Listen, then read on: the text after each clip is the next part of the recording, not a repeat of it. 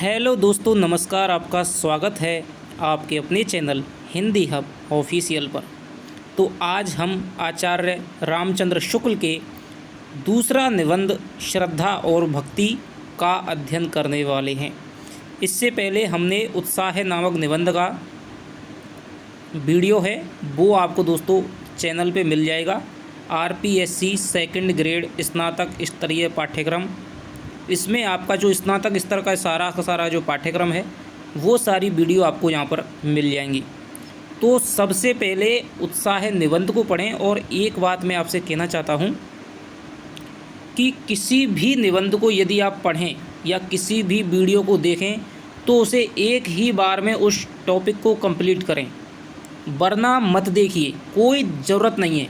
यदि आपने आज एक वीडियो देख ली और कल आपने आधी देख ली आज, और कल 2-3 दिन के बाद में फिर आपने आधी देखी, तो कोई उसका फ़ायदा नहीं है दोस्तों। आपके हित की बात करता हूँ, आपके भले की बात कह रहा हूँ। यदि आपको कोई निबंध देखना है, कोई कहानी पढ़नी है, तो उसको एक दिन डिसाइड करके देखिए कि आज सर ने वीडियो डाल दी है तो आज मुझे ये निबंध है वो कंप्लीट करना है, एक ही बार में मुझे देखना है। कोई भी टॉपिक हो दोस्तों, यदि आप उसको एक बार में तो अच्छी समझ में आता है। और ये दोस्तों निबंध की बात है जिसके बारे में कहा जाता है कि निबंध गद्य की कसौटी है।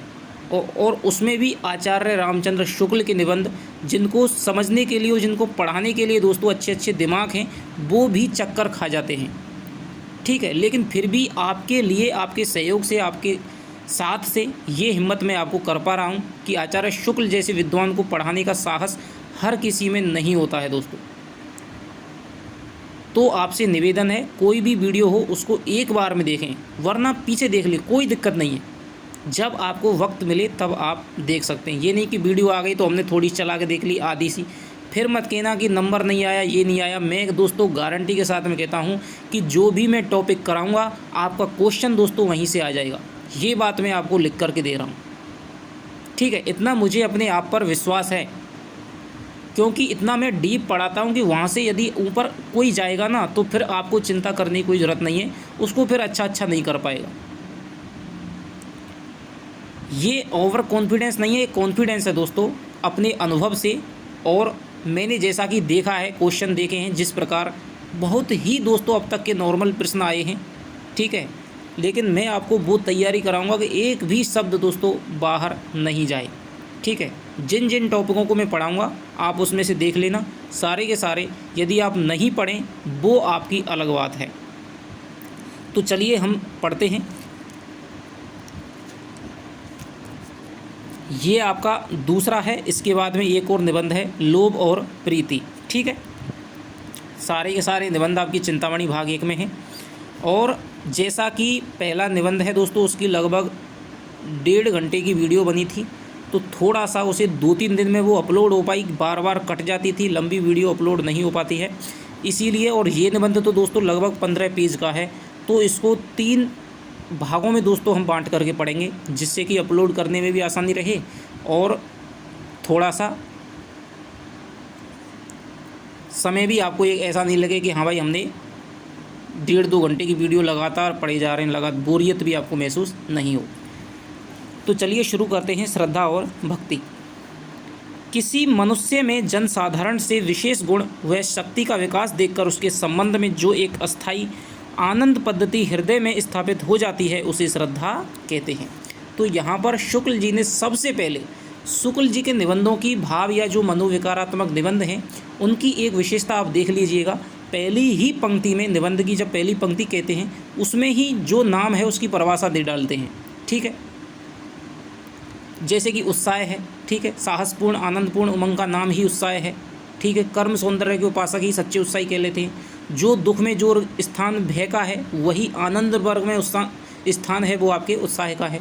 तो पहली ही पंक्ति में वो परिभाषा देने का प्रयास करते हैं।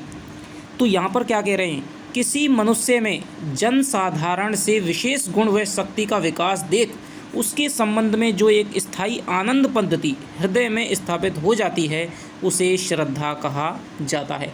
मान लीजिए कि कोई नॉर्मल लोग हैं, जैसे कि हम सब आप रहते हैं सामान्य, लेकिन कोई एक विशेष गुण वाला व्यक्ति है, कोई कलाकार है, बहुत अच्छी कविता करता है, बहुत अच्छा, मान लीजिए कोई टीचर है, ठीक है, बहुत अच्छा पढ़ाता है, अन्यों से अलग पढ़ाता है।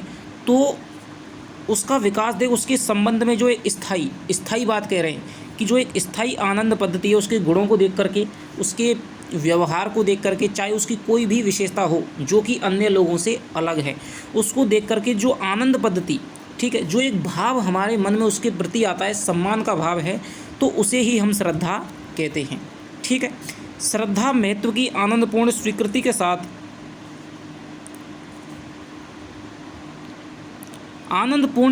के साथ पूज्य बुद्धि का संचार है।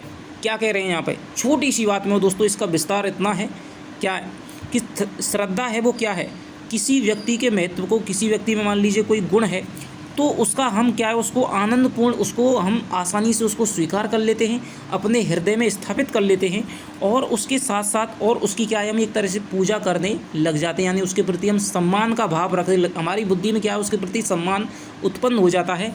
तो जो पूज्य बुद्धि है हमारे अंदर, जो पूज्य बुद्धि का जो उद्भव हुआ है, उसका संचार है, वही श्रद्धा है। यदि हमें निश्चय हो जाएगा कि कोई मनुष्य बड़ा वीर, बड़ा सज्जन, बड़ा गुणी, बड़ा दानी, बड़ा विद्वान, बड़ा परोपकारी या बड़ा धर्मात्मा है, तो हमारे आनंद का एक विषय हो जाएगा। क्या कह रहे हैं, यदि कोई व्यक्ति मान लीजिए बहुत सारे गुणों से है, जैसे राम है, ठीक है, या मान लीजिए आज के टाइम पर, आज के समय में मैं दूँ, आज के टाइम पर दूँ, जैसे कि अटल बिहारी वाजपेयी थे, लाल बहादुर शास्त्री थे, ठीक है, इंदिरा गांधी थी, या फिर आज नरेंद्र मोदी हैं, तो उनमें अन्य जो नेता हैं उनसे एक थोड़ा सा अलग हट करके, ठीक है, चाहे महात्मा गांधी हों, क्या है, तो उनके गुणों के प्रति आज मोदी जी भाषण देते हैं तो सभी उनके उन गुण की प्रशंसा करते हैं। ठीक है, तो कई लोग क्या है, उनके इतने फ़ैन हो जाते हैं, जैसे कि अंग्रेजी में फ़ैन कहना होता है, तो उनके प्रति क्या है, श्रद्धा रखने लगते हैं।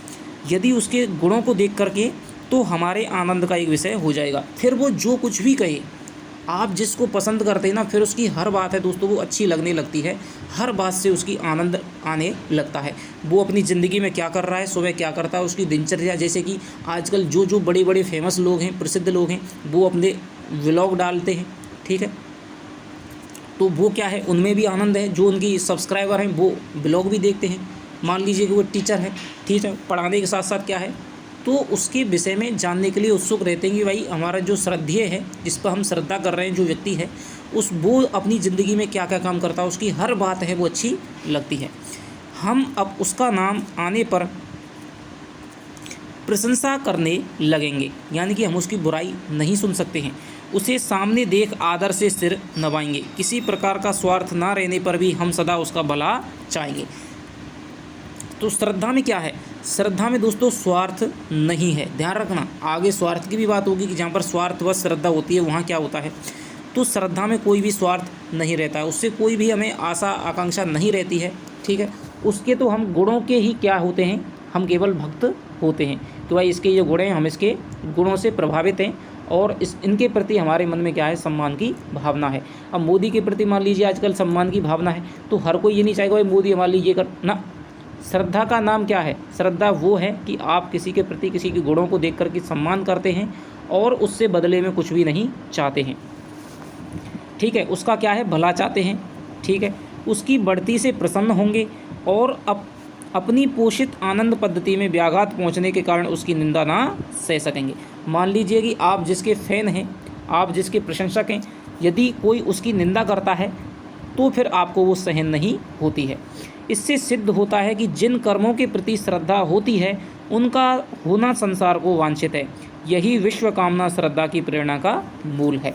क्या कह रहे हैं, इससे क्या सिद्ध होता है कि जिन कर्मों के प्रति श्रद्धा होती है उसका होना संसार को वांछित है, यानी कि उनका होना ज़रूर होना चाहिए। यही विश्व कामना श्रद्धा की प्रेरणा का मूल है। यानी श्रद्धा क्या है, वो हमेशा अच्छे की तरफ है, वो अग्रसर होती है, क्योंकि अच्छे कामों के प्रति ही श्रद्धा हो सकती है। लेकिन कई क्या है, बुरे कामों के प्रति भी श्रद्धा करते हैं, लेकिन वो क्या है, वो समाज के लिए मान्य नहीं है। तो ये आपका श्रद्धा के बारे में यहाँ पर शुरुआत में आचार्य शुक्ल हैं वो कह रहे हैं।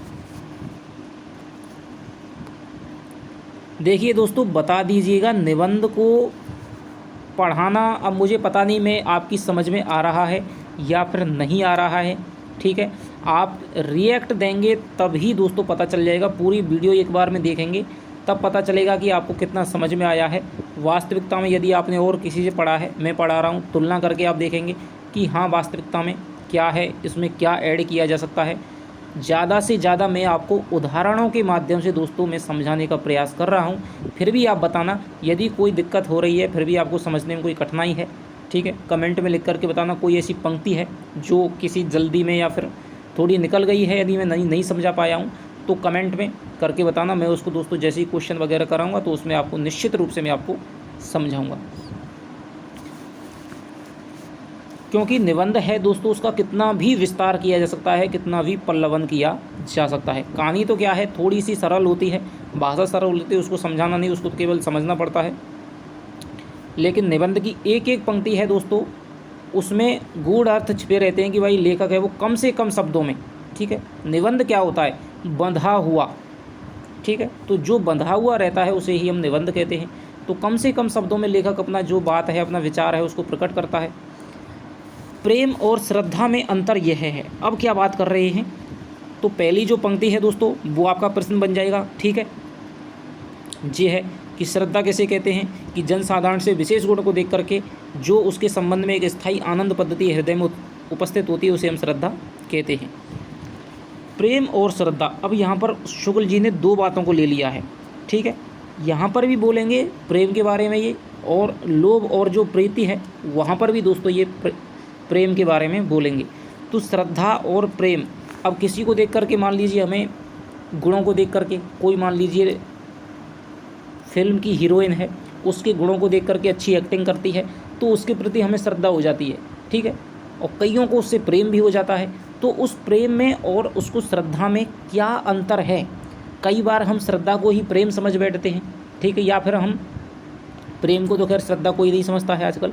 तो प्रेम और श्रद्धा में यहाँ पर अंतर है वो शुक्ल जी बता रहे हैं। प्रेम और श्रद्धा में अंतर यह है कि प्रेम स्वाधीन कार्यों पर उतना निर्भर नहीं, कभी कभी किसी का रूप मात्र जिसमें उसका कुछ भी हाथ नहीं, उसके प्रति प्रेम उत्पन्न होने का कारण होता है, पर श्रद्धा ऐसी नहीं है। क्या कह रहे हैं कि भाई जो प्रेम है वो तो किसी के प्रति भी उत्पन्न हो सकता है। मान लीजिए आपने रास्ते में चलते हुए कोई भी लड़का देखा या लड़की देखी, ठीक है, आपके प्रति अनुराग हो गया, ठीक है, प्रेम हो गया, ये तो हो गया प्रेम की बात। यहाँ कह रहे हैं लेकिन श्रद्धा में क्या होता है, स्वाधीन कार्यों पर निर्भर होता है। यदि किसी भी व्यक्ति में गुण नहीं है, मान लीजिए मैं आपको पढ़ाऊँ केवल पढ़ा रहा हूँ, ठीक है, दरेरा दे करके पढ़ा रहा हूँ, कुछ भी आपको समझ में नहीं आ रहा है, और तो बताइए आपके अंदर है प्रेम की तो बात छोड़िए, श्रद्धा ही उत्पन्न नहीं होगी। यदि मैं अच्छा कार्य कर रहा हूँ, आपको समझ में आ रहा है, ठीक है, वीडियो में मेहनत कर रहा हूँ, आपकी हाँ भाई समझ में आ रहा है कि भाई औरों से हट करके मैं पढ़ा रहा हूँ, तो आपको एक जो भाव उत्पन्न होगा तो वो मेरे कार्य के प्रति है। आप मुझे नहीं जानते हैं, समझ रहे हैं ना, आप मुझे नहीं जानते हैं मैं कौन हूँ, ठीक है, मेरा नाम तक आप नहीं जानते हैं और ना ही आपने मुझे देखा है, लेकिन आप किसके माध्यम से जुड़े हैं, मेरे कर्म के माध्यम से। जो मैं वीडियो बना करके डालता हूँ आप देखते हैं, तो मेरे कार्यों के प्रति जो भी आपका जुड़ाव है, लगाव है मेरे प्रति, यदि कोई आपकी भावना है तो वो मेरे कार्यों के प्रति है, ठीक है, मेरे प्रति नहीं है। तो ये जो श्रद्धा है वो कार्यों के प्रति होती है, गुणों के प्रति होती है, उसमें चेहरा, शकल, नाम वगैरह कोई भी मायने नहीं रखता है। लेकिन जो प्रेम होता है वो तो शक्ल देखकर भी होता है, ठीक है, दो बात करके भी हो गया, उसमें गुण वगैरह है वो ज़्यादा माने नहीं रखते हैं। श्रद्धा ऐसी नहीं है, किसी की सुंदर आँख या नाक देखकर उसके प्रति श्रद्धा नहीं उत्पन्न होगी, प्रीति उत्पन्न हो सकती है।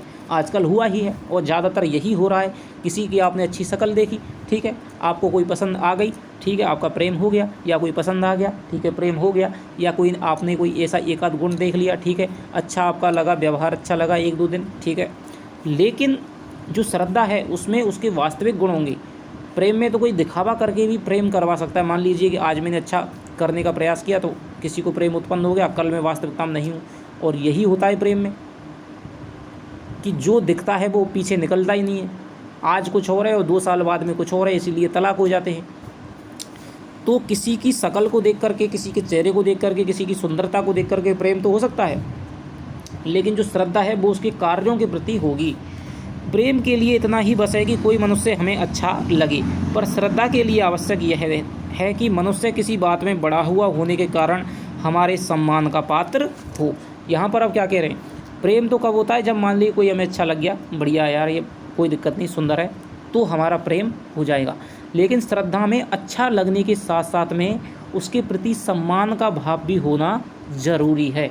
यदि सम्मान नहीं है तब वो दोस्तों प्रेम कहलाएगा, और यदि सम्मान उसके साथ में जुड़ जाता है, अब मान लीजिए किसी की डांस हमें पसंद आता है, किसी की पढ़ाने की शैली हमें पसंद आती है, किसी का बोलने का लहजा हमें पसंद आता है, मान लीजिए कोई बड़ा वक्ता है, ठीक है, चाहे आप मोटिवेशन गुरु कह लीजिए, कोई भी कह लीजिए, महात्मा गांधी कह लीजिए, ठीक है, उसकी हमें कोई चीज़ पसंद आई है और वो हमें अच्छी लगी है, ठीक है, इसीलिए हम उसको सुनते हैं, और उसको सुन करके हमारा उसके प्रति सम्मान का भाव पैदा हो जाए तो फिर वो श्रद्धा हो जाएगी।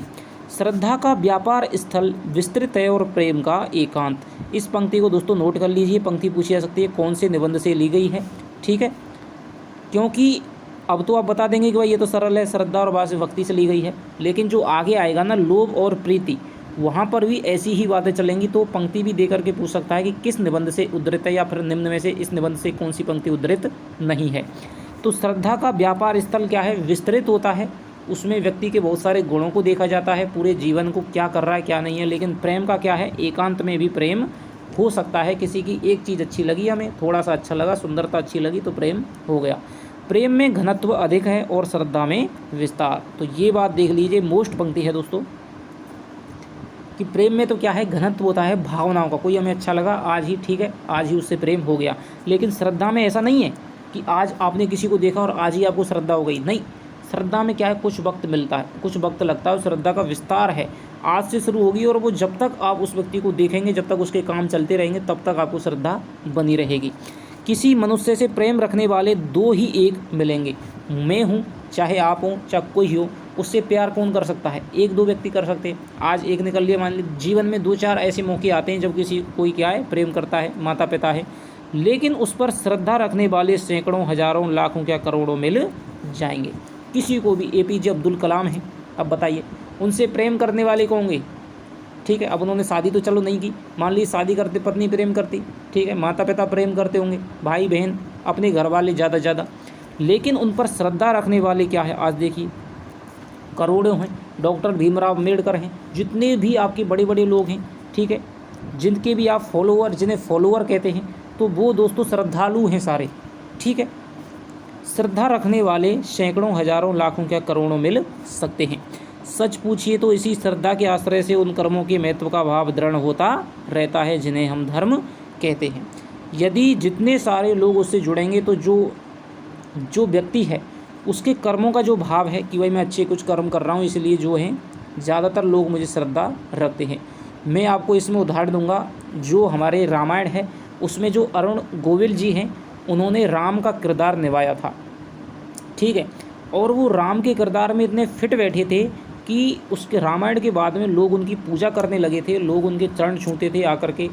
तो उन्होंने कहा कि भाई मेरी जो सिगरेट पीने की आदत थी, मेरी जो गलतें आदत थी, थोड़ी बहुत गलत आदत थी, वो भी मुझे छोड़नी पड़ी, ठीक है, क्योंकि लोग इतना ज़्यादा सम्मान करते थे, इतना ज़्यादा श्रद्धा रखते थे मेरे ऊपर, तो मुझे जो गलत सिगरेट पीने की आदत थी मेरी, ठीक है, दो चार दुर्व्यसन थे, वो मुझे सारे के सारे त्यागने पड़े, क्योंकि भगवान मान करके लोग चलते थे, इतनी श्रद्धा हो गई थी उनके किरदार से।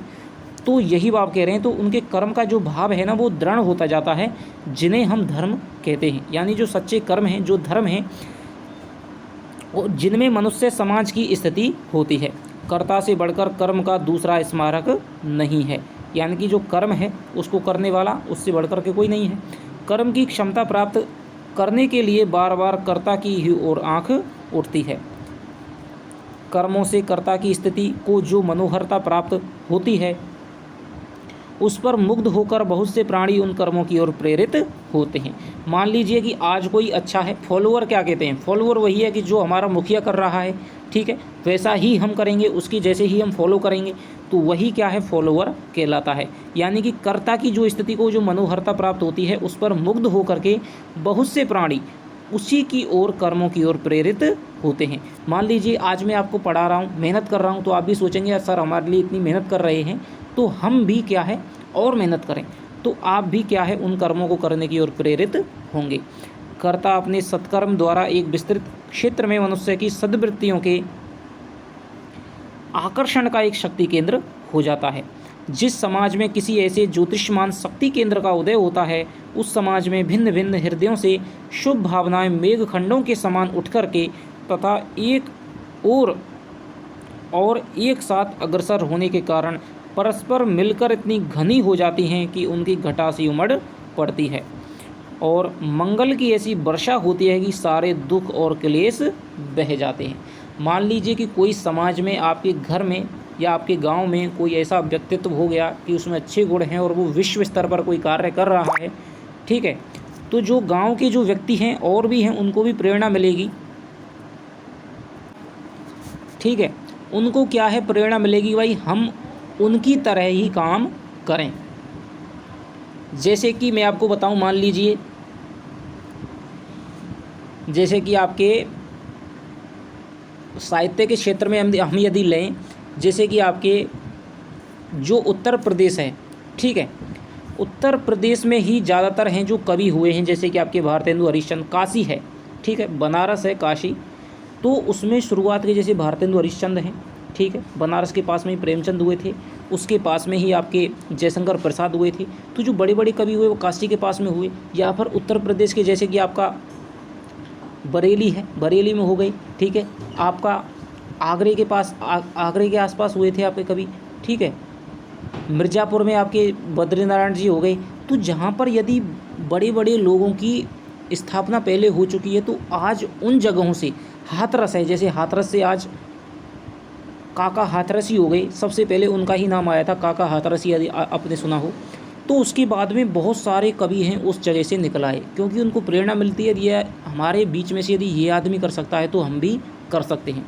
तो जब ऐसा कोई व्यक्तित्व का उदय होता है तो बहुत सारे लोग हैं वो मंगल भावनाएं मान के एक जैसे काम, उस जैसे अच्छे काम है वो एक साथ करने लगते हैं। तो समाज में क्या है, समाज में परिवर्तन होता है और समाज के जो दुख हैं, जो समाज की जो बुराइयां थीं, वो सारी की सारी समाप्त हो जाती हैं। गांधी ने ऐसा किया कि अहिंसा और सत्य के माध्यम से आंदोलन करके तो सारी की सारी जनता है वो उनका जैसा है वो प्रयोग करने लग गई, चरखा काटने तो चरखा काटने लग गई, ठीक है। तो यही होता है जब कोई बड़ा आदमी करता है ना, तो उसके जो फॉलोअर हैं वो सारे के सारे, जो श्रद्धा रखने वाले हैं वो सारे के सारे उसका फॉलो करते हैं।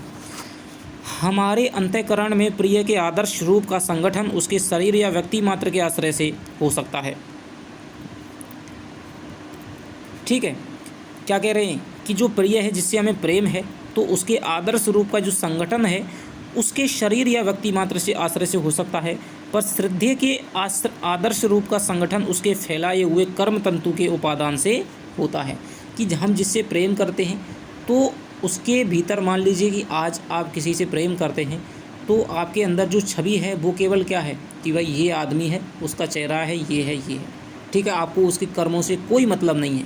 लेकिन जो श्रद्धेय होगा, ठीक है, आपको जिसके प्रति श्रद्धा होगी तो उसके कर्म ही तय करेंगे कि आप कितनी श्रद्धा कर पाते हो, कब तक कर पाएंगे। तो कर्मों के प्रति ही श्रद्धा होती है, यह बात आप याद रख लेना। प्रिय का चिंतन हम आँख मूंदे हुए संसार को भुलाकर करते हैं, एकांत में करते हैं। प्रेम क्या है, एकांत की वस्तु है। पर श्रद्धेय का चिंतन हम आँख खोले हुए संसार का कुछ अंश सामने रख कर के करते हैं। यदि प्रेम स्वप्न है तो श्रद्धा जागरण है, ये भी आप याद रख ले, मुश्क पंक्ति है। यदि प्रेम क्या है, स्वप्न है। स्वप्न में क्या है, हम सारी दुनिया को भुला देते हैं और अपने एकांत में अपने प्रेमी का चिंतन करते हैं। आजकल आप किसी से भी बात करते हैं तो क्या है, एकांत में बिल्कुल चले जाते हैं, सबके सामने बात नहीं कर सकते। तो यही कह रहे हैं। लेकिन जब आप श्रद्धा करते हैं, मान लीजिए आप महात्मा गांधी पे श्रद्धा करते हैं, मोदी पे श्रद्धा, तो आप हज़ारों लोगों के सामने है उसकी अच्छाई बड़ाई कर सकते हैं, ठीक है, उसके कामों को करते हुए देख सकते हैं। कोई सचिन पे श्रद्धा रखता है, कोई विराट कोहली पे रखता है, तो ये आप समझ पा रहे होंगे। प्रेमी प्रिय को अपने लिए और अपने को प्रिय के लिए संसार से अलग करना चाहता है। प्रेम में केवल 2 पक्ष होते हैं और श्रद्धा में 3। तो ये बात आप याद रखना, क्वेश्चन यहाँ से बन जाएगा कि प्रेम में आचार्य शुक्ल ने कितने पक्ष बताए हैं। तो प्रेम में कितने पक्ष होते हैं, एक तो प्रेमी हो गया और एक हम हो गए, ठीक है, 2 हो गए पक्ष। लेकिन श्रद्धा में 3 पक्ष क्या हो गए, एक तो श्रद्धेय हो गया और हम हो गए श्रद्धालु हो गया, और एक हो गया उसके कर्म, ठीक है। तो कर्म को उत्साह में इन्होंने महत्व दिया था और कर्म को यहाँ पर फिर से ये महत्व दे रहे हैं। प्रेम में कोई मध्यस्थ नहीं है, लेकिन श्रद्धा में मध्यस्थ क्या हो जाएगा, कर्म हो जाएगा। पर श्रद्धा में मध्यस्थ है वो अपेक्षित है। अपेक्षित यानी कि ज़रूरी है। प्रेम और प्रिय के बीच कोई और वस्तु अनिवार्य नहीं है, पर श्रद्धालु और श्रद्धेय के बीच में कोई वस्तु चाहिए। इस बात का स्मरण रखने से यह पहचानना उतना कठिन न रह जाएगा कि किसी के प्रति किसी का कोई आनंद किसी के प्रति किसी का कोई आनंदांतर्गत भाव प्रेम है या श्रद्धा। यदि मान लीजिए किसी व्यक्ति की कोई व्यक्ति है, आप समझ नहीं पा रहे हैं कि यार इसके प्रति मेरी श्रद्धा है या फिर कर्म है, तो आप उसके बीच में देख लीजिए कि भाई इसके और मेरे बीच में कोई ऐसी चीज़ है जिसके माध्यम से हम जुड़े हुए हैं, मैं इससे जुड़ा हुआ हूँ। यदि उसके बीच में कोई वस्तु है तो फिर वो श्रद्धा हो जाएगी, और यदि उसके बीच में कोई वस्तु नहीं है, ठीक है, तो फिर वो प्रेम हो जाएगा। तो प्रेम में तो केवल प्रेमी चाहिए और प्रेम करने वाला चाहिए और वो प्रिय चाहिए, ठीक है, जिससे हम प्रेम करते हैं। दो ही आदमी चाहिए। लेकिन श्रद्धा में आपको तीन चीज़ें चाहिए। एक तो आप भाई महात्मा गांधी के प्रति श्रद्धा क्यों हुई लोगों को? सत्य अहिंसा की वजह से, ठीक है, सत्याग्रह करते थे तो सत्याग्रह होना चाहिए, सत्य अहिंसा जरूरी है, महात्मा गांधी जरूरी है, और जो जनता है, जो मान लीजिए मैं करता हूँ तो मैं ज़रूरी हूँ।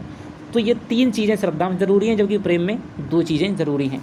यदि किसी कवि का काव्य बहुत अच्छा लगा, किसी चित्रकार का बनाया गया चित्र बहुत सुंदर जचा, और हमारे चित्र में उस कवि या चित्रकार के प्रति एक सुहृद भाव उत्पन्न हुआ, तो वह श्रद्धा है। श्रद्धा क्यों है?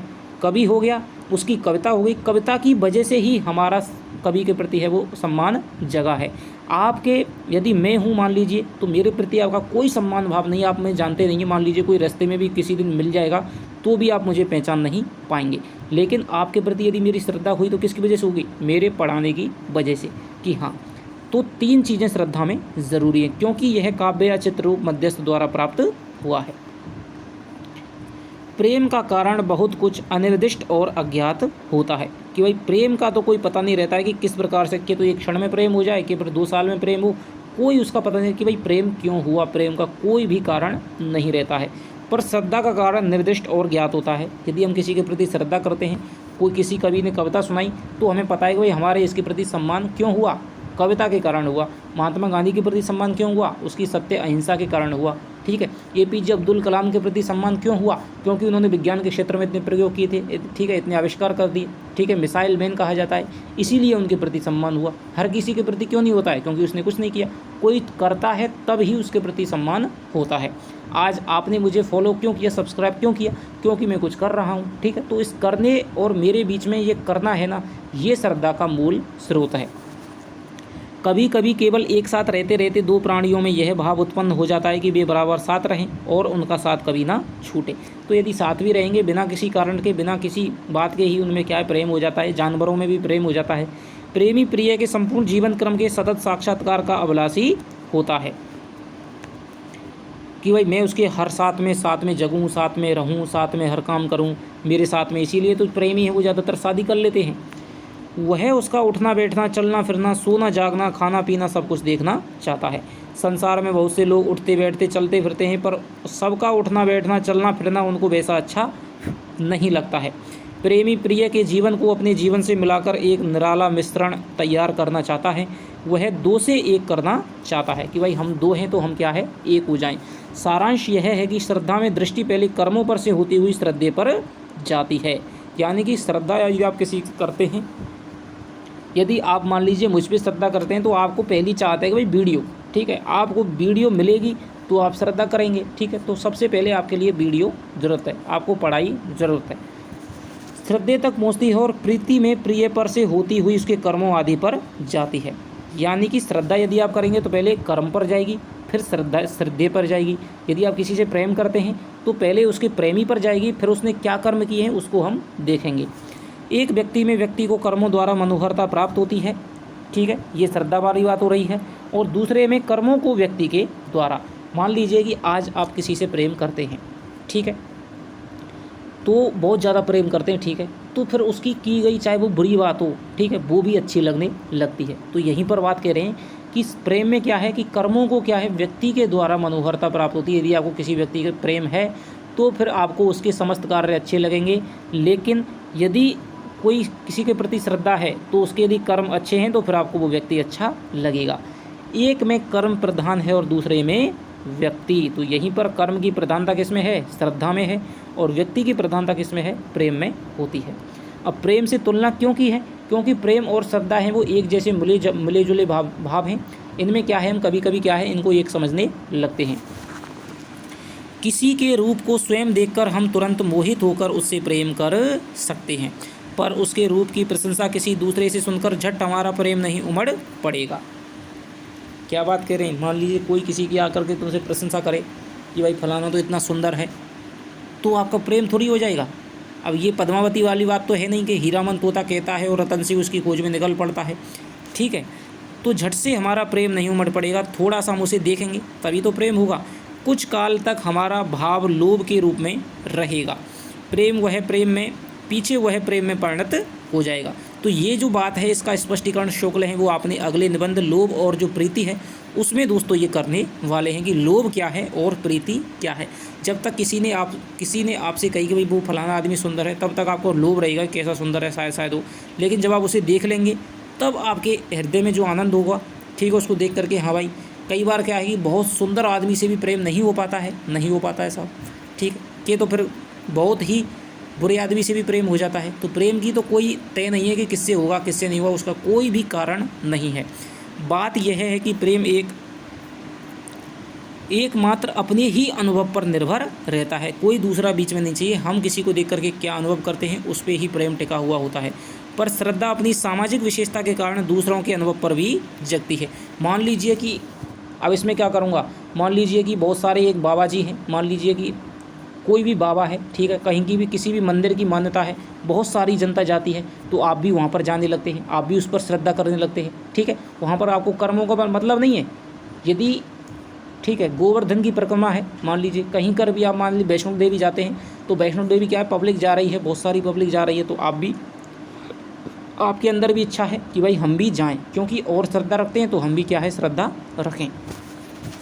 रूप की भावना का बहुत कुछ संबंध व्यक्तिगत रुचि से होता है, अतः किसी के रूप और हमारे बीच यदि तीसरा व्यक्ति आया तो इस व्यापार में सामाजिकता आ गई, क्योंकि हमें उस समय यह ध्यान हुआ कि उस रूप से एक तीसरे व्यक्ति को आनंद या सुख मिला है और हमें भी मिल सकता है। तो ये क्या कह रहे हैं, किसी के रूप और हमारे बीच यदि तीसरा व्यक्ति आया तो व्यापार में सामाजिकता आ जाती है। लेकिन प्रेम में ऐसा नहीं है, प्रेम में तो प्रेम ही रहता है और जो प्यार करने वाला है वो रहता है। लेकिन श्रद्धा में यदि कोई तीसरा आ जाता है तो हम सोचते हैं यार उसको आनंद मिल रहा है तो शायद मुझको भी मिल जाए। वैष्णो देवी में उसका दुख दर्द दूर हो गया तो शायद मेरा भी कष्ट दूर हो जाएगा। तो ये जो वाला है इसमें भी तीसरे व्यक्ति को आनंद या सुख मिला है और हमें भी मिल सकता है, ये भावना श्रद्धा में रहती है।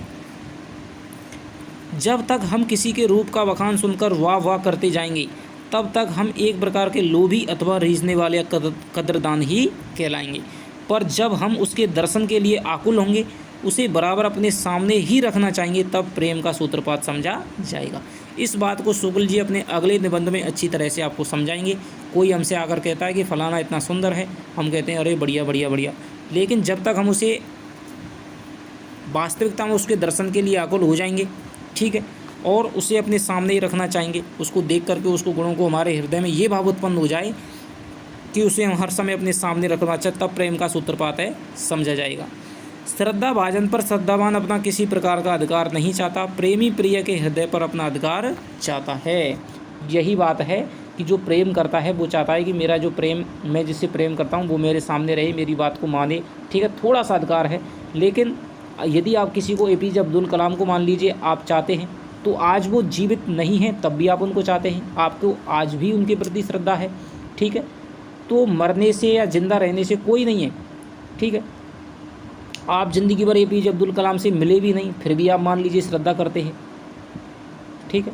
तो मिलना, सामने रखना, ये कोई मतलब नहीं, श्रद्धा में ये ज़रूरी नहीं है। श्रद्धा एक सामाजिक भाव है, इसमें अपनी श्रद्धा के बदले में हम श्रद्धे से अपने लिए कोई भी बात नहीं चाहते हैं। आप ये नहीं चाहते भाई अब्दुल कलाम जी हमारे पास ना, उन्होंने समाज के लिए किया था, इसी से आप सम्मान उनके प्रति रखते हैं। श्रद्धा धारण करते हुए हम अपने को समाज में समझते हैं, जिसके किसी अंश पर चाहे हम व्यष्टि रूप में उसके अंतर्गत ना भी हों, जानबूझकर उसने कोई शुभ प्रभाव डाला। क्या कह रहे हैं, आजकल श्रद्धा जरूरी नहीं कि वो कोई हमारे गांव का हो, हमारे देश का हो, ठीक है, विदेश के भी हैं आदमी, ठीक है, जिन पर आप श्रद्धा रखते हैं। मान लीजिए जस्टिन बीबर है, सिंगर है, बहुत सारे उसके यहाँ पर भारत में फ़ैन हैं। इसी प्रकार यहाँ मोदी हैं, उनके दुनिया भर में लाखों करोड़ों फ़ैन हैं।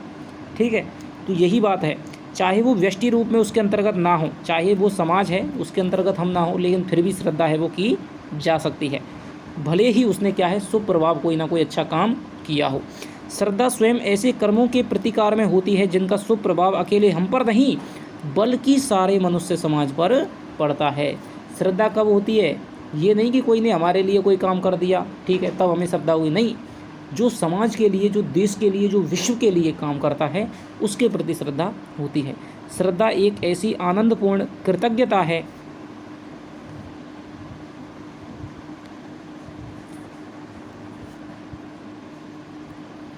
तो क्या कह रहे हैं, श्रद्धा एक ऐसी आनंदपूर्ण कृतज्ञता है जिसे हम केवल समाज के प्रतिनिधि रूप में प्रकट करते हैं। ये क्या कह रहा है, अब मान लीजिए कि कलाम जी ने मान लीजिए मिसाइल बनाई, अब वो किसके लिए बनाई, हमारे लिए नहीं, हमारे पड़ोसी के लिए नहीं बनाई, किसके लिए बनाई, देश के लिए बनाई। ठीक है, अब देश के लिए बनाई तो अब देश तो कोई है नहीं है, जनता है पूरी, तो जनता एक एक करके तो धन्यवाद नहीं दे सकती, तो फिर क्या है वो श्रद्धा रखने, अपने कृतज्ञता ज्ञापित करती है श्रद्धा के माध्यम से कि हाँ भाई अपने मन में सम्मान रखे, आपने देश के लिए कुछ किया है। तो ये बात यहाँ पर कह रहे हैं, हम केवल समाज के प्रतिनिधि रूप में प्रकट करते हैं। सदाचार पर श्रद्धा और अत्याचार पर क्रोध। सदाचार पर तो क्या हम श्रद्धा रखते हैं और अत्याचार पर हम क्या है, क्रोध रखते हैं। घृणा प्रकट करने के लिए समाज ने प्रत्येक व्यक्ति को प्रतिनिधित्व प्रदान कर रखा है कि भाई प्रत्येक व्यक्ति है वो समाज का, वो किसी के प्रति यदि कोई अत्याचार करता है तो उसके प्रति क्रोध का भाव रख सकता है, यदि कोई सदाचार करता है तो उसके प्रति श्रद्धा रख सकता है। यह काम उसने इतना भारी समझा है कि उसका भार सारे मनुष्यों में बांट दिया है। अब समाज तो किसी व्यक्ति के प्रति श्रद्धा ज्ञापित नहीं कर सकता क्योंकि समाज तो कोई व्यक्ति है ही नहीं, इसलिए उसने प्रत्येक समाज को ये अधिकार दे रखा है कि आप यदि कोई अत्याचार करे तो उसके प्रति आप श्रद्धा रखें, वो क्रोध रखें, और यदि कोई सदाचार करे तो उसके प्रति आप श्रद्धा रखें। दो चार मानवीय लोगों के ही सिर पर नहीं छोड़ रखा है। जिस समाज में सदाचार पर श्रद्धा और अत्याचार पर क्रोध करने के लिए जितने ही अधिक लोग तत्पर पाए जाएंगे उतना ही वह समाज जागृत समझा जाएगा। यानी कि जितने ज़्यादा लोग होंगे, माने कि बुराई की बुराई करने वाले, अच्छाई की अच्छाई करने वाले, श्रद्धा रखने वाले जितने ज़्यादा लोग होंगे तो वो समझा जाएगा भाई ये अपना समाज है वो चेतन है, जागृत है। श्रद्धा की सामाजिक विशेषता एक इसी बात से समझ लीजिए, जिस पर हम श्रद्धा रखते हैं उस पर चाहते हैं कि और लोग भी श्रद्धा रखें। लेकिन प्रेम में ऐसा नहीं है कि हम जिससे प्रेम करते हैं तो ये नहीं चाहते कि और लोग भी उससे प्रेम करें, ना, जिस पर हमारा प्रेम होता है उससे 10-5 आदमी प्रेम रखें इसकी हमें परवाह क्या इच्छा ही नहीं होती, क्योंकि हम प्रिय पर लोभवश एक प्रकार का अनन्य अधिकार या इजारा चाहते हैं। यानी कि हम अधिकार करना चाहते हैं कि केवल हमारा ही अधिकार है, तो उससे कोई और प्रेम नहीं कर सकता है। श्रद्धालु अपने भाव में संसार को भी सम्मिलित करना चाहता है पर प्रेमी नहीं। जो श्रद्धा करने वाला है वो क्या है, वो किसी ना किसी, मान लीजिए आपकी किसी से बहस हो गई, मोदी को आजकल बुरा मानने वाले भी हैं और अच्छे मानने वाले भी हैं, तो जो अच्छा मानने वाला है, जो श्रद्धावान है, वो क्या कहेगा कि भाई इसको मैं इस प्रकार से हरा दूं कि ये भी मोदी के कामों की बुराई अच्छाई करने लग पड़े। अब आप अच्छे मानते नहीं मानते वो आपकी अलग है, लेकिन ये चाहता है अच्छा मानने वाला, ठीक है, कि भाई मैं इसको इस तरह से इसको तर्क में परास्त कर दूं कि ये भी मोदी के क्या है बड़ाई करने लग पड़े। इसी प्रकार गांधी हो, कोई भी हो, ठीक है, वो श्रद्धावान क्या चाहता है, श्रद्धालु है वो क्या चाहता है कि भाई ये भी है जो सारी दुनिया है, मैं जिसकी पूजा करता हूँ, मैं जिसके प्रति श्रद्धा रखता हूँ, उसके प्रति श्रद्धा रखने लग जाए। जब तक समष्टि रूप में हमें संसार के लक्ष्य का बोध नहीं होता और हमारे अंतःकरण में सामान्य आदर्शों की स्थापना नहीं होती, तब तक हमें श्रद्धा का अनुभव नहीं होता है। सामान्य आदर्श क्या हैं, आपका जैसे अच्छाई है, ठीक है, आपका जैसे प्रेम है, आपका जैसे क्या है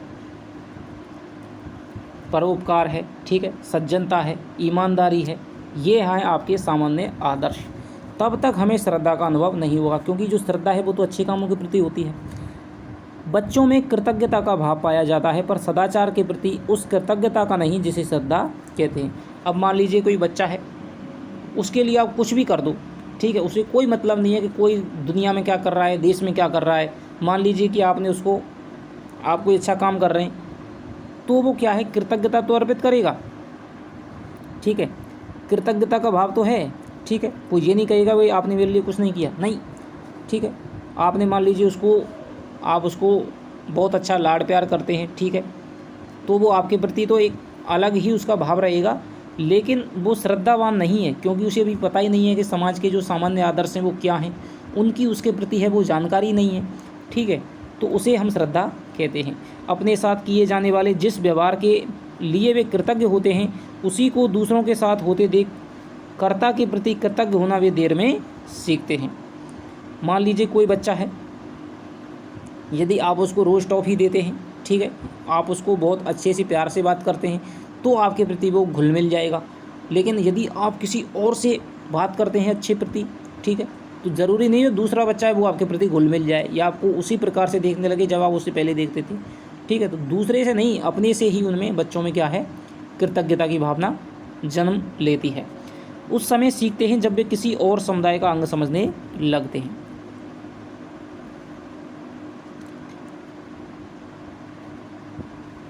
अपने साथ या किसी विशेष मनुष्य के साथ किए जाने वाले व्यवहार के लिए जो कृतज्ञता होती है वह श्रद्धा नहीं है। अपने साथ या किसी विशेष मनुष्य के साथ किए जाने वाले व्यवहार के लिए जो कृतज्ञता होती है वो श्रद्धा नहीं है। यदि कोई आपका भला कर रहा है तब आपके प्रति उसमें सम्मान उत्पन्न हो रहा है ना, तो वो फिर श्रद्धा नहीं है। यदि कोई समाज के लिए, देश के लिए, राष्ट्र के लिए जो कर रहा है तब आपके प्रति उसके मन में सम्मान भाव होता है, तब वो श्रद्धा कहलाएगी। श्रद्धालु की दृष्टि सामान्य की ओर नहीं चाहिए, विशेष की ओर नहीं, कि भाई कोई हमारे प्रति कोई अच्छा कर रहा है तो हम उसके प्रति श्रद्धा रखें, या कोई हमारे कोई संबंधित पर्सन है, विशेष है, उसके लिए कर रहा है, ये नहीं, ठीक है। अब मोदी जी हैं, मान लीजिए, अब वो केवल क्या है, मोदी भाजपा को वोट देने वालों का भला करें, ठीक है, या फिर बीजेपी का ही भला करें, बीजेपी को, उनका काम है देश का भला करना, वो देश के प्रधानमंत्री हैं। यदि वो देश के प्रति करेंगे तब तो क्या है, हमारे प्रति जो मन में है वो श्रद्धा उत्पन्न होगी। यदि वो सोचें कि भाई केवल क्या है, बीजेपी अपनी गुजरात का ही भला हो जाए, ठीक है, तो फिर उनके प्रति किसी की भी श्रद्धा नहीं होगी। अपने संबंधी के प्रति किसी को उपकार करते देख यदि हम कहें कि हमारी उस पर श्रद्धा हो गई है, तो यह हमारा पाखंड है। हम झूठ मूठ अपने को ऐसे उच्च भाव का धारण करता प्रकट करते हैं, पर उस सज्जन को 10-5 और ऐसे आदमियों पर जब हम उपकार करते देखते हैं जिन्हें हम जानते तक नहीं, इस प्रकार हमारी दृष्टि विशेष से सामान्य की ओर हो जाए, तब यदि हमारे चित्त में उसके प्रति पहले से कहीं अधिक कृतज्ञता या पूज्य बुद्धि का उदय हो, तब हम श्रद्धालु की उच्च पदवी के अधिकारी हो जाते हैं। मोदी जी मान लीजिए कि हम गुजरात से हैं, ठीक है, मान लीजिए कि अब गुजरात से हैं और तब वो गुजरात के लिए करते हैं, तो ये कोई तब श्रद्धा होती है? नहीं, जब वो सभी राज्यों के लिए करते हैं, पूरे देश के लिए जब करेंगे, तब हमारे प्रति मन में जो कृतज्ञता उत्पन्न होगी, तब हम श्रद्धालु कहलाएंगे। सामान्य रूप में हम किसी के गुण या शक्ति का विचार सारे संसार से संबद्ध करके करते हैं, अपने से या किसी विशेष प्राणी से संबद्ध करके नहीं। हम देखते हैं कि किसी मनुष्य में कोई गुण या शक्ति है जिसका प्रयोग वह चाहे जहाँ और जिसके प्रति कर सकता है। अब यहाँ पर श्रद्धा का मूल तत्व है दूसरे का महत्व स्वीकारना। ये पंक्ति आप नोट कर लीजिए। श्रद्धा का मूल तत्व क्या बताया गया है? दूसरे का यदि आप महत्व स्वीकार रहे हैं तब तो श्रद्धा का मूल तत्व कहलाता है। अतः जिसकी स्वार्थबद्ध दृष्टि अपने से आगे नहीं जा सकती अथवा अभिमान के कारण जिन्हें अपनी ही बड़ाई के अनुभव की लत लग गई है, उनकी इतनी समाई अथवा अभिमान के कारण जिन्हें अपनी ही बड़ाई के अनुभव की लत लग गई है, उनकी इतनी समाई नहीं कि वे श्रद्धा जैसे पवित्र भाव को धारण कर सकें। क्या कह रहे हैं कि श्रद्धा का क्या है महत्व है, दूसरे के महत्व को हम स्वीकार करेंगे। लेकिन जो व्यक्ति सोचता है कि भाई मैं ही सब कुछ हूँ, ठीक है, जिन्हें अपनी प्रशंसा सुनने की आदत लग गई है, तो फिर वो दूसरे के महत्व को स्वीकार नहीं करेगा, उसके मन में फिर श्रद्धा नहीं हो सकती है। ठीक है, रावण है, रावण को पता है रावण इतना अभिमानी हो गया था, उसे अपनी प्रशंसा सुनने की आदत थी, ठीक है, लेकिन तभी तो उसने राम का महत्व है वो स्वीकार नहीं किया था।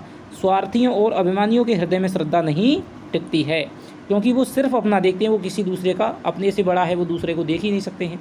अतः उनका अंतःकरण संकुचित और मलिन होता है कि वे दूसरों की कृति का यथार्थ मूल्यांकन नहीं परख पाते हैं।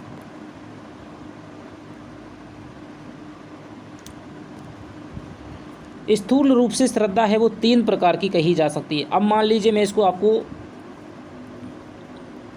शुक्ल के बारे में ही बताऊँ आपको कि शुक्ल ने यहाँ पर कहा है कि जिनका अंतःकरण संकुचित और मलिन होता है कि वे दूसरों की कृति का यथार्थ मूल्य नहीं परख पाते हैं।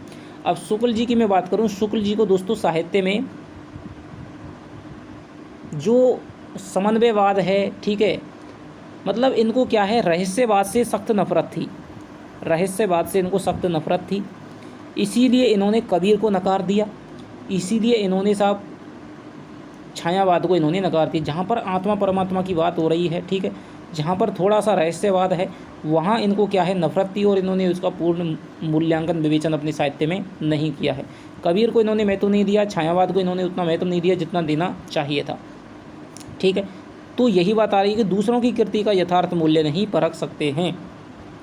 यदि इनकी उसके प्रति श्रद्धा होती तो ये रहस्यवाद को, कबीरदास के प्रति श्रद्धा थी आचार्य हजारी प्रसाद द्विवेदी की, इसीलिए उन्होंने कबीर को दोस्तों इतना वाणी का डिक्टेटर कह दिया और उसको साहित्य में दोस्तों उच्च स्थान पर प्रतिष्ठित कर दिया। कबीर नामक पुस्तक लिख दी थी 1942 में। तो यही बात होती है कि यदि आप किसी के प्रति श्रद्धा रखते हैं तो फिर आप उसका मूल्य समझते हैं, और यदि किसी के प्रति श्रद्धा नहीं रखते हैं, कबीरदास के प्रति श्रद्धा नहीं थी शुक्ल की, ठीक है, जयशंकर प्रसाद के प्रति श्रद्धा नहीं थी, इनकी आलोचना ही इन्होंने की है, तो फिर ये उनकी कृतियों का मूल्य नहीं समझ पाए। आगे चलते हैं। स्थूल रूप से श्रद्धा 3 प्रकार की कही जा सकती है। वेरी इंपॉर्टेंट क्वेश्चन कि श्रद्धा है वो स्थूल रूप से कितने प्रकार की बताइए? शुक्ल ने 3 प्रकार की बताइए। कौन कौन सी? प्रतिभा संबंधनी, शील संबंधनी और साधन संपत्ति संबंधनी, ठीक है। किसी की प्रतिभा को देख करके जो होती है, किसी के आचरण को देख करके जो होती है, और किसी के साधन और संपत्ति को देख करके होती है। प्रतिभा से मेरा अभिप्राय अंतःकरण की उस उद्भाविका क्रिया से है जिसके द्वारा कला, विज्ञान आदि नाना क्षेत्रों में नई नई बातें या कृतियाँ उपस्थित की जाती हैं। अब APJ अब्दुल कलाम के प्रति जो हमारी श्रद्धा है वो कैसी श्रद्धा है? प्रतिभा संबंधी है। मुंशी प्रेमचंद के प्रति जो श्रद्धा है वो कैसी श्रद्धा है? प्रतिभा संपन्न नहीं है, क्योंकि वो कला के क्षेत्र में थे, कराम जी आपके विज्ञान के क्षेत्र में थे, ठीक है। इसी प्रकार मान लीजिए हेमा मालिनी के प्रति यदि किसी की श्रद्धा है तो वो किसकी है? उसकी एक्टिंग को, उसके अभिनय को देख करके, ठीक है। कोई गायक है, संगीतकार है, भीमसेन जोशी के प्रति, ठीक है। मान लीजिए आपके मोहम्मद रफ़ी के प्रति है श्रद्धा, तो वो क्या है? प्रतिभा संबंधी श्रद्धा कहलाएगी। यदि मान लीजिए मुझे इससे ऐसे प्रश्न बनाने के लिए कहा जाए तो मैं ऐसे ही कहूँगा कि मान लीजिए कि कोई बच्चा है, कोई व्यक्ति है, वो मोहम्मद रफ़ी के गाने सुनता है, उसके प्रति श्रद्धा रखता है, तो यह कौन से प्रकार की श्रद्धा है? तो इस प्रकार का क्वेश्चन है वो यदि बनाने वाला दे सकता है। यह ग्रहण और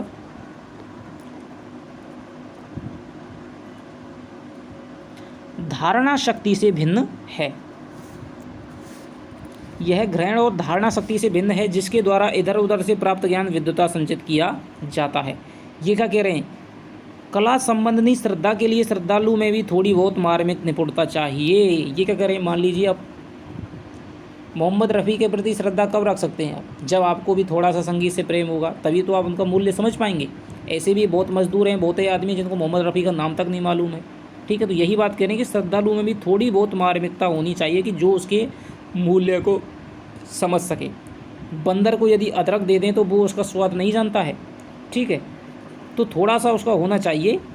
मान लीजिए आपने कोई डिश है, कोई आपका पकवान है, वो आपने कभी चखा ही नहीं है, आपसे पूछा जाए कभी अच्छा बनाए बुरा बनाए, जो आपने आज तक खाया नहीं है, तो फिर आप कैसे बता सकते हैं? तो थोड़ा सा आपको जानना होना चाहिए, आपको जानकार होना चाहिए। इससे उसका अभाव कोई भारी त्रुटि नहीं हुआ है, क्षम्य है। यदि किसी उत्तम काव्य चित्र की विशेषता ना समझ पाने के कारण हम कवि या चित्रकार पर श्रद्धा ना कर सकें तो यह हमारा अनाड़ीपन है, ठीक है। तो थोड़ा सा हमें जानकारी होनी चाहिए, हमारे रुचि संस्कार की त्रुटि है।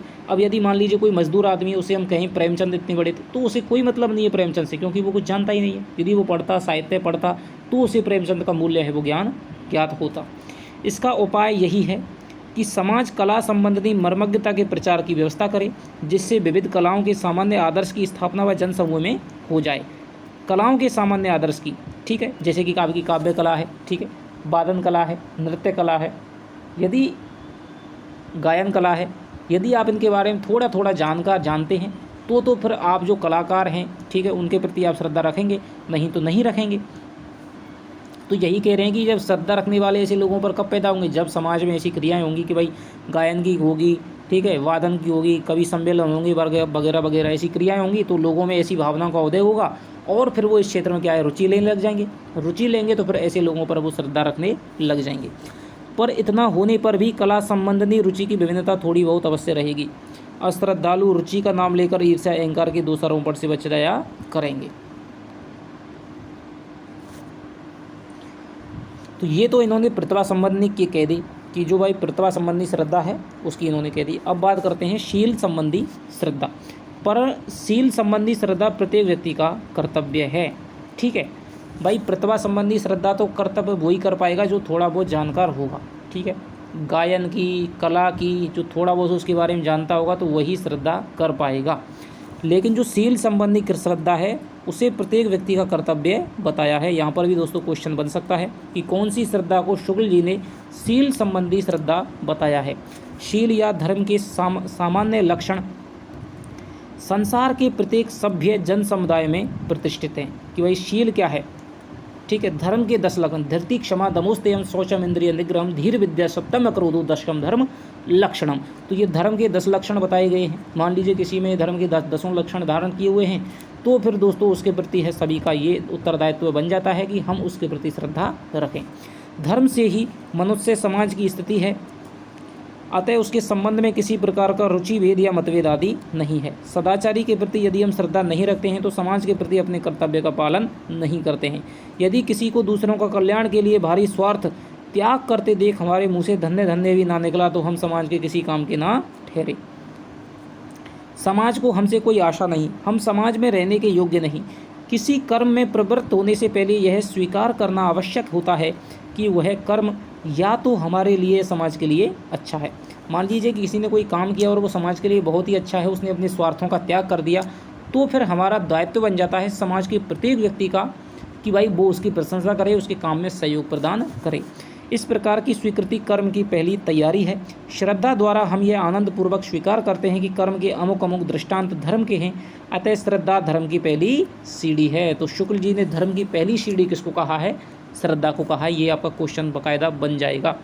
धर्म के इस प्रथम सोपान पर पहले मनुष्य को रहना चाहिए, जिसमें जब कभी अवसर आए तब वह कर्म रूपी दूसरे सोपान पर हो जाए।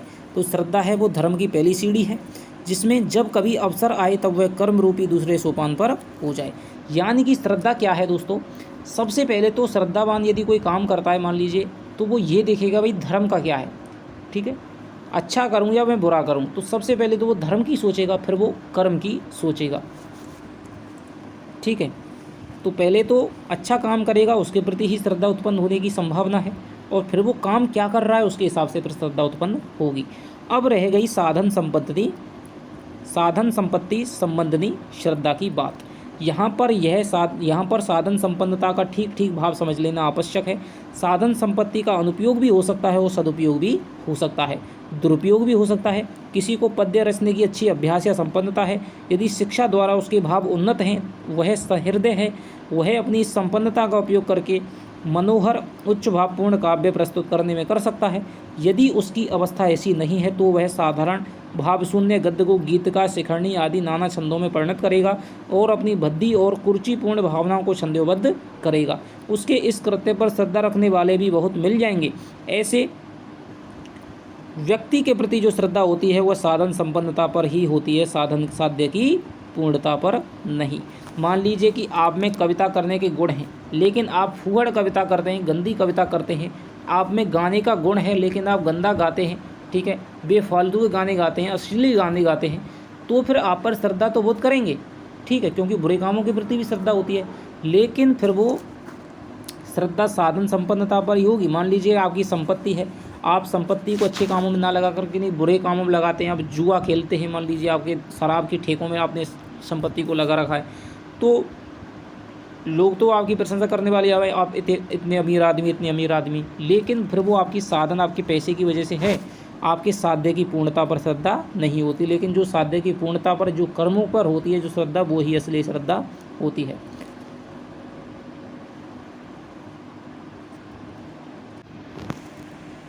हाँ, तो दोस्तों ये हमने तीनों प्रकार की श्रद्धा है वो पढ़ ली है। आगे हम साधन संपत्ति संबंधी जो श्रद्धा है उसके उदाहरण देखेंगे। ठीक है। लेकिन ये वीडियो दोस्तों यहीं तक है, आप अगली वीडियो इसके बाद में तुरंत देख लेना, ठीक है। तो चलिए मिलते हैं अगली वीडियो में। यदि आपने अभी तक हिंदी हब ऑफिशियल के टेलीग्राम ग्रुप को ज्वाइन नहीं किया है तो डिस्क्रिप्शन में लिंक है, ज्वाइन कर लीजिएगा। और चैनल पे यदि नए हैं तो दोस्तों प्लीज़ सब्सक्राइब कर लीजिएगा। अब यदि आप इधर उधर डोलते रहे तो फिर आपका दोस्तों कुछ भी नहीं होने वाला है। तो चलिए आपसे मिलता हूँ अगली वीडियो में, तब तक के लिए दोस्तों बाय बाय, जय हिंद जय भारत।